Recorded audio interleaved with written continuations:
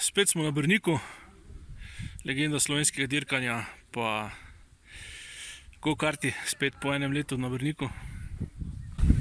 Ja, po krajši pauzi pro-karting se vrača na mesto zločina, torej na staro lokacijo na Brniku na 15.000 kvadratov.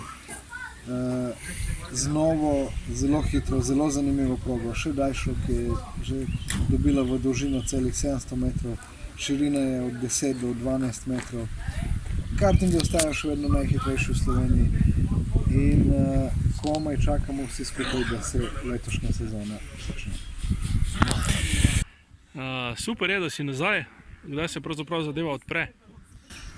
Rabimo samo še nekaj dni in lepo vreme in potem bomo začeli spet z vožnjami tukaj na pro-kartingu. Delovni čas imate vsak dan od? Delovni čas je vsak dan od 12 pa do 9 zvečer.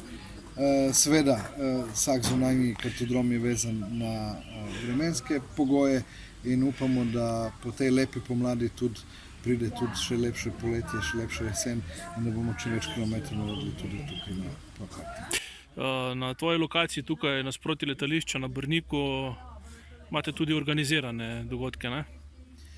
Ja, poleg posameznih voženj seveda organiziramo tudi evente za zaključene skupine, za podjetja, tako da v tem primeru tudi ponudimo vse ostale storitve, tako da so naše stranke tudi s tem zelo zadovoljne.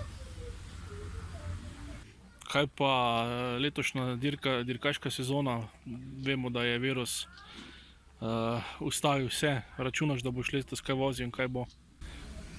Ja, jaz močno upam, da bomo vsaj nekaj dirk tudi v letošnji sezoni imeli, da ta sezona bo vsaj približno nekako rešena, tako mogoče na način, kot bo tudi v Formuli 1. Zaenkrat kaže, da je Evropsko gorsko prvenstvo letos ne bo regularno, ker uradno nista odpovedani samo še dirki v Bistrici pa v Buzetu, se pravi zadnji dve dirki, celo odpovedna je dirka v Švici, tako da mislim, da Evropskega prvenstva ne bo.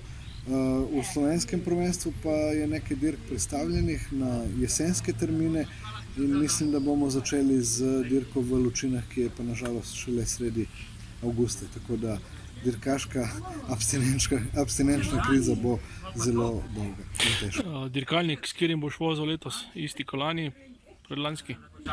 Nažalost tudi jaz ta hip to ne vem, ker nam je ta situacija z epidemijo in z vsemi temi zadevami popolnoma spremenila vse oziroma pokvarila vse načrte, tako da močno upam, da bo že do Lučin na voljo moja Formula 3, ampak če ne bo, pa bomo sezono letos odpeljali. Letos ne bo Evropskega prvenstva. Kaj si rekel, da letos ne bo Evropskega prvenstva? Ok, bo. No, vidiš, bo Evropsko prvenstvo.